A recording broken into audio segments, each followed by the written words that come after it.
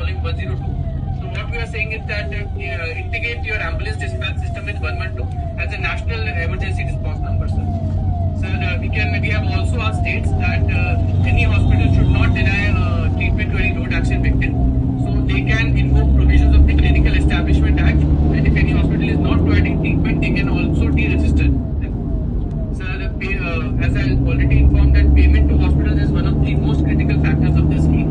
So what we have said is that payment must be released after approval by SHA, and if the payment is not made within 10 days, additional interest will be payable to hospital, and it will be recovered from either the state or UT or the GI council, whoever has delayed the process. And for redressal of grievances at citizen level, on every district we have nominated a grievance redressal officer, sir. It is from the district road safety committee, which is again a statutory body, sir. Next, please. This is the institutional mechanism, sir.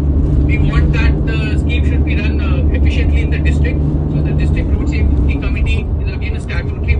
काफी cases आते हैं sir, और उनकी जान चली जाती है, लेकिन उसके बचाव में पहली बार हमें लगता है कि केंद्र सरकार ने बहुत बड़ा कदम उठाया है सर। हम आपको एश्योर करते हैं सर, आप जो भी योजना आप भेज रहे हैं हम लोगों को, हम लोग अच्छी तरह से उसको इम्प्लीमेंट करेंगे।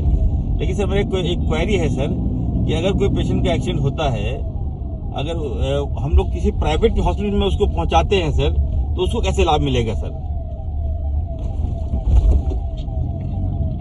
स्कीम में कोई प्राइवेट और सरकारी में कोई अंतर नहीं है जी। तो प्राइवेट हॉस्पिटल में भी उसकी इलाज जो होगी तो प्राइवेट हॉस्पिटल को सीधा पेमेंट जाएगा।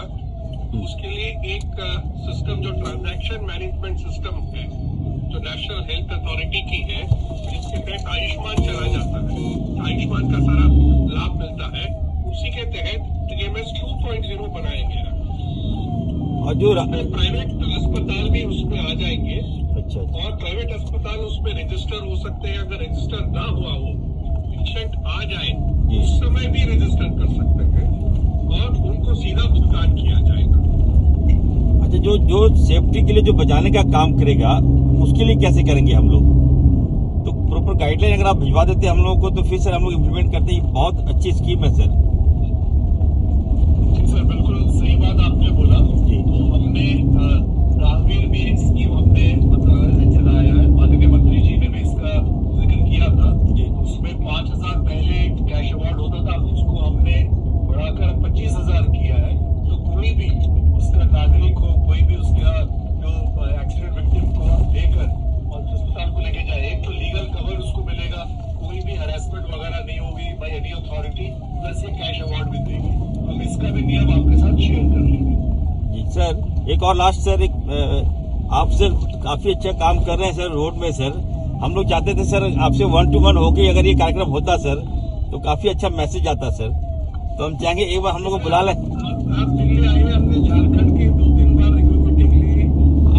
आप या मुख्यमंत्री आइए, हम पूरे आपकी समस्या को सुलझाएंगे। एक बार आप एक तो रांची में मीटिंग के लिए समय दीजिए या दिल्ली दीजिए, हम आकर आपके प्रॉब्लम सॉल्व करेंगे। आप नहीं, हम ही आ जाते हैं सर, हमको कुछ आपसे काम भी है, रोड लेना है सर। मैं डेट फिक्स अप करके आपको तुरंत बुला लूंगा सर।